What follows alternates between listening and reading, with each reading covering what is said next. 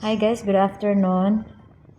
So, ang lugar na ito ay part ng Milagros. Madadaanan mo ito kapag pumunta ka ng Mandaon. Ito ay mataas na part ng daan. Nasa tuktok siya ng bukid. At kaka-amaze pagmasdan ng tanawin. Meron tayong madadaanan dito na shade house kapag gustong magpahinga ng mga habang magbiyahe.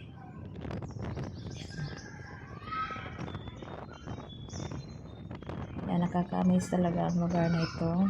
Ilang beses na akong nakapunta dito. I think 3 beses na, pero pag dumadaan ako dito na amaze talaga ako sa ganda ng tanawin.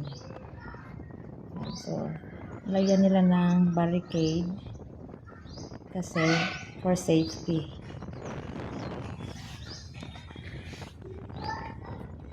So, yung video nito ay kinuha ko nung Friday nang pumunta ako ng The Besson Cat. Yan. Ganda ng tanawin, parang nasa ka lang. Nasa ibang bansa. Yan o. So, kapag dumaan ka dito, careful lang kasi mataas ito na part ng bukid.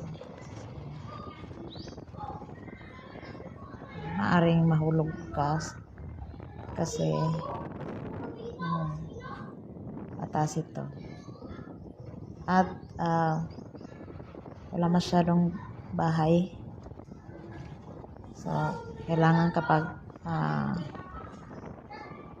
magbiyahe ka, pumunta ka dito, kailangan yung sasakyan mo.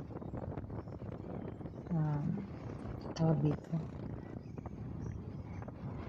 Na-check mo kung wala bang problema kasi mahirap dito ng tulong kapag nasiraan ka.